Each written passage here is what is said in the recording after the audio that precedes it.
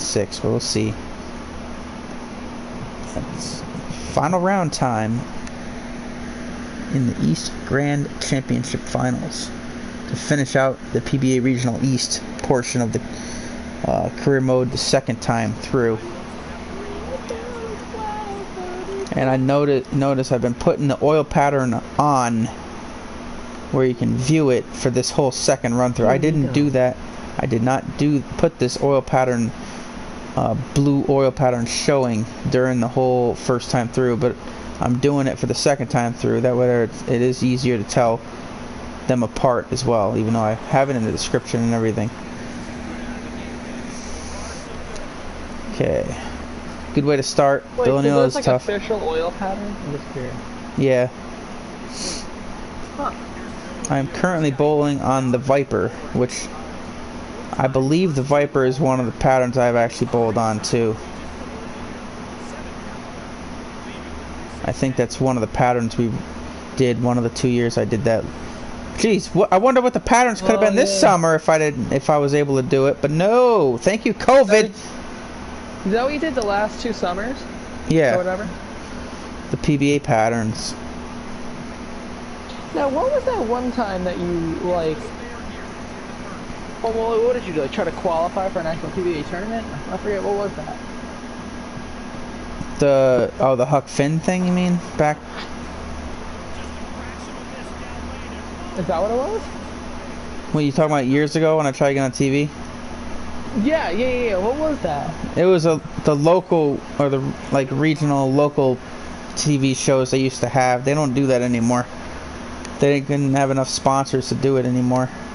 So I don't think well, I was that's just a thing. confused, because I was like, why did you keep doing that? No, I know. 2 years in a row, I qualified through the league to get in it, and then you had qualifying there to make the top 16. Because you are one.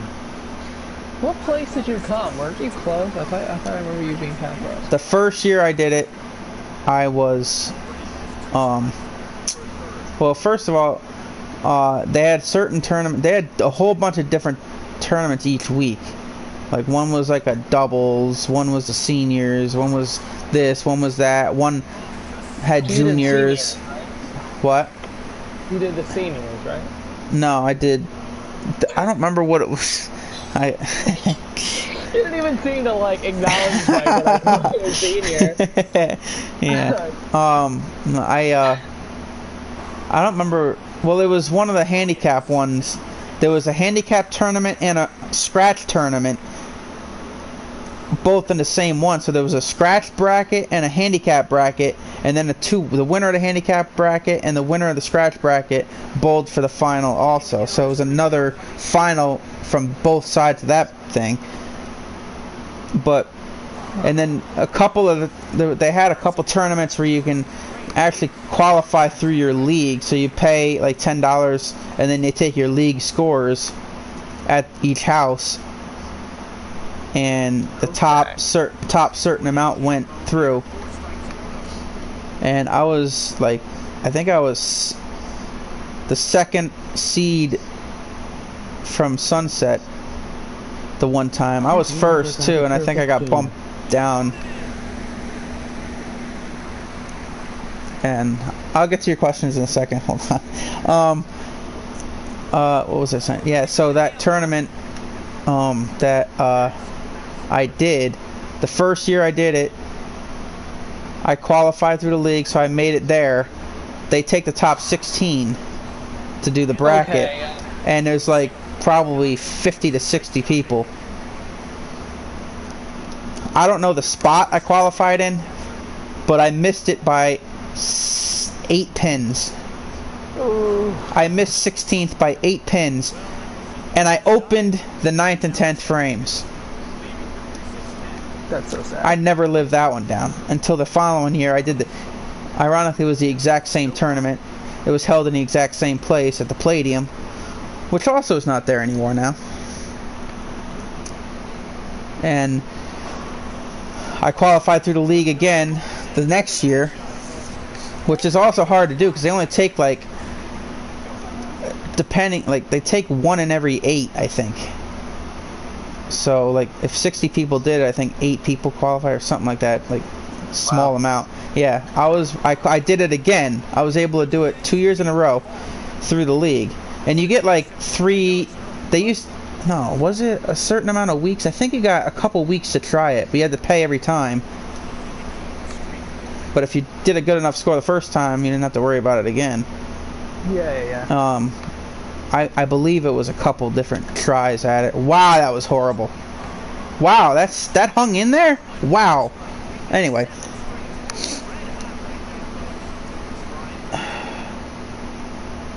That I ended up bowling it, going to the Palladium, and this time out of I think there was 63 people, if I remember. I qualified 12th, so I made the top 16. And then we get to the first round. I couldn't catch a break because I get to the first round and I bowled against the 5. No, I was a 5th. I was 5th and I bowled the 12 seed, I think. Or it was the other way around. I can't remember exactly. I was either 5th or 12th. And then I shot a 210. The other guy shot 181. I lost by 1 pin from handicap. 1 pin. That's so one bad. pin. So I made the round of 16 and lost the first round by 1 pin because of the handicap. And I thought, I wasn't even thinking the handicap was that big because I thought I had it locked up. I left a split and I missed both pins trying to be hero and make it. I missed both. Barely missed it. I almost made it. I was like a centimeter from making it, and I missed both pins. And missing both pins lost me 1 pin. If I knew it was that close, I could have tried to at least hit one of them to tie, and we would have had a roll off. Yeah, isn't that horrible? Because I thought I was good to go, because I knew he was only in the 170s or 180s, and I had over 200 going in. I thought I was going to be in a good spot, so I was just relaxed. I left a split, and I'm like, let me try to make it. I didn't think nothing of it. I thought I was going to have that locked up, and 1 pin, dude. I was like, are you kidding me right now? Yeah, that's so sad. The other guy that I bowled against was actually the one that added up the scores, and even the look on his face, it was kind of like he almost felt bad, because he looks at me and goes, I got you by 1 pin. I'm like, what? I'm like, oh my god, I thought I had it. And he goes, yeah, 1 pin. Yeah, that's horrible. And I'm like, oh my god. And he goes, good game. Well, and I'm like, oh my god, I couldn't believe it. So, and then I think I don't know if they did it the following year too, but I never tried to get in it because I didn't have money to get in it. I was really low on money at that time, so I never tried it the next year. And then I think it pretty much folded the year after that. For the TV tournaments anyway. Yeah. And as to your questions on my stream, is my name Pro Bowler because I'm not officially a Pro Bowler. I'm really good. In my mind, I'm good. I'll give him that. No, he's really good. And have you ever gotten a perfect game? That's another story I could talk about for a couple hours here. It is. I've been bowling since I was 4 years old, and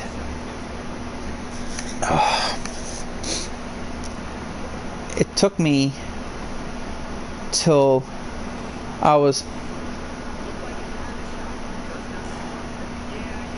I 30? Yeah, I think so. Or was it just before was it the year I turned 30? But it was No, you were 30, I think. No, I think I was 29. Oh, wait a minute. No. Well, he was 29 or 30.